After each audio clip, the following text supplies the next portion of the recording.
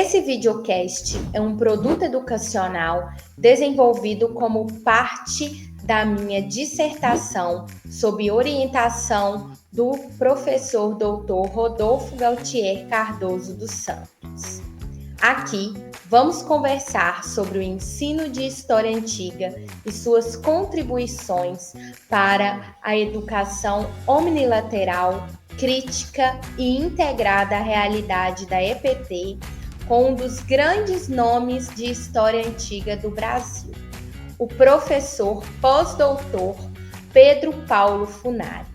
Sejam bem-vindos ao nosso videocast. Encerrando nossa série, este episódio bônus traz uma reflexão essencial: o eurocentrismo na história antiga. Como essa perspectiva ainda influencia o ensino e a construção das narrativas históricas? E como podemos construir um olhar mais plural, diverso e crítico sobre as civilizações antigas e suas heranças? Vamos juntos nessa reflexão final? Professor Funari, em algumas ocasiões, o ensino de história antiga foi criticado por supostamente contribuir para o eurocentrismo. Como o ensino de história antiga pode questionar esse eurocentrismo? Olha, muito boa pergunta, porque essa é uma certa confusão que há. Porque o eurocentrismo, ou o ocidentalismo, a cultura ocidental, ela está no nosso presente. Por isso que nós temos que tratar de maneira crítica, a contrapelo, esse Ocidente e esse eurocentrismo. Então, vamos começar com um tema que eu já acenei em perguntas e respostas anteriores, que é sobre a China ou o Japão. Bom, se nós formos verificar na China e no Japão, nós veremos que uma série de traços culturais são de origem eurocêntrica. Então, vamos ver, o calendário, o sistema econômico, o sistema universitário, ou seja, as instituições em geral.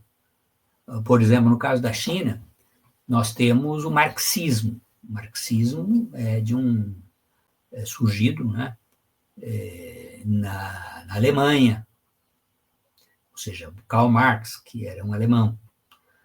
É o marxismo, então. No caso do Japão, nós temos um sistema político ocidental, né? Também. Mesmo, não precisamos ser só hoje em dia. A reforma Meiji, do século XIX, Revolução Meiji, chamada Revolução Meiji, é justamente essa abertura para a cultura ocidental.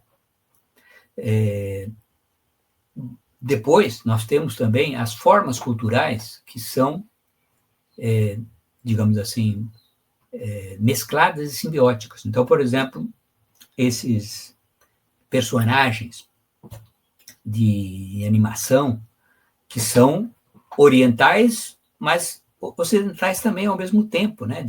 A origem do tipo de expressão é ocidental, mas só que foi feita de uma maneira específica. Então isso significa, tudo isso para dizer assim, esse mundo que nós vivemos, que é um mundo capitalista, desde alguns séculos, mas esse capitalismo industrial, ou pós-industrial que nós vivemos, ele é um mundo que está ancorado em uma série de noções que se expandiram pelo mundo com a globalização europeia.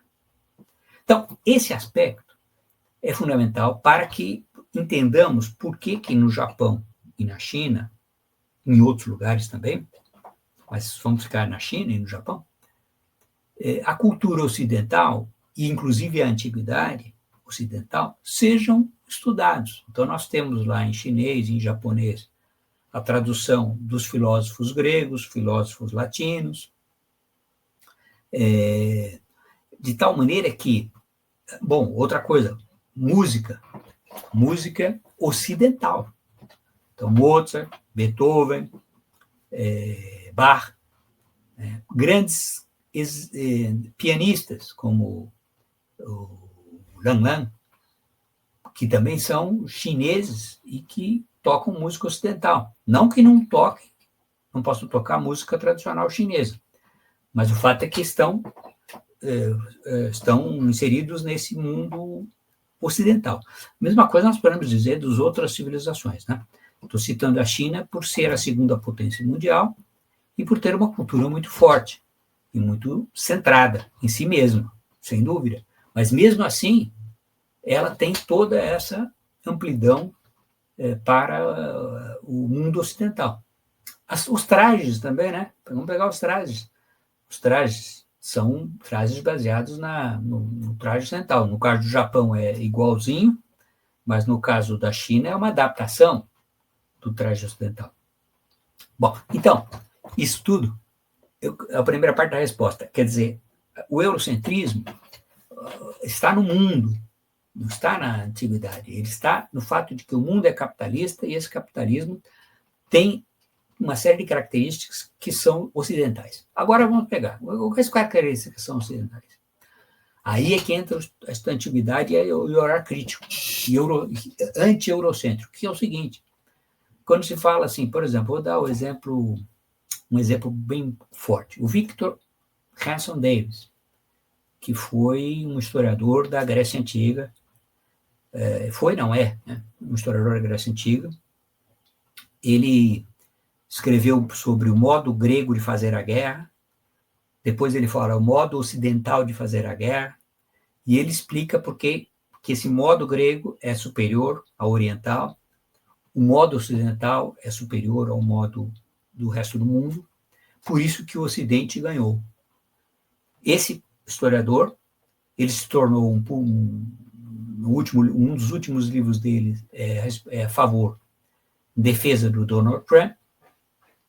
Então, veja, ele é um estudioso da antiguidade, ele está fazendo um uso eurocêntrico, imperialista e reacionário da Grécia Antiga. Bom, aí entra o estudo da história antiga. É mostrar que a antiguidade não era isso, que não existia esse modo grego de guerrear, não havia essa contraposição entre um lado e outro, que era muito mais complexo do que isso. Então, quer dizer, para que você possa desmontar esses discursos reacionários, que muitas vezes são, de maneira direta, fundamentados por autores antigos, seja autores clássicos, seja autores cristãos ou de outras paragens, mas, de qualquer maneira, utilizar esse passado de maneira excludente. Ao contrário, nós podemos e fazemos, eu acho que esse é o ponto fundamental. Então, por exemplo, eu citei algumas coisas anteriormente a respeito da África, mas poderia citar o Agostinho, Santo Agostinho, que é outro africano, né? Outro africano que as pessoas esquecem que ele era africano, né? O Santo Agostinho. Torna um europeu, né? Havana Letra, antes que existisse esse conceito. Então, eu acho assim que o eurocentrismo, o estudo da antiguidade, da Idade Média, da Idade Moderna, da Idade Contemporânea, ou seja, do mundo, ele é fundamental para que nós possamos entender o presente. Senão, nós vamos ter uma visão parcial. Então, não é eurocêntrico, ao contrário, é deixar de estudar Grécia, Roma, Hebreus, Egito, Mesopotâmia, porque foram utilizados posteriormente, estão sendo utilizados até hoje, é uma maneira de não interagir com a própria cultura, não ter repertório. Isso não significa, para concluir, eu vou dizer uma coisa, isso não significa que nós não devamos estudar as outras tradições. Ao contrário, a Índia, a China, os povos pré-hispânicos e mesmo os indígenas posteriores, eles também são muito importantes, principalmente pelas diferenças Eu havia dito que o Povênio disse que a história é inventário de diferenças. Então, estudar o pensamento indígena, como os indígenas vivem, é muito bom por ver que é tudo cultural. A nossa cultura, ela não é igual à deles, mas, no entanto, ela pode aprender muito com qualquer uma dessas. Então, algumas coisas nós já temos, por exemplo, yoga, kung fu, espiritualidade indígena, isso nós temos aqui no Brasil. Mas esses são alguns aspectos que as pessoas têm contato. Mas conhecer a fundo, conhecer de primeira mão, com fontes, essas culturas, enriquece o conhecimento crítico. Então, eu concluo desta forma, Tuane.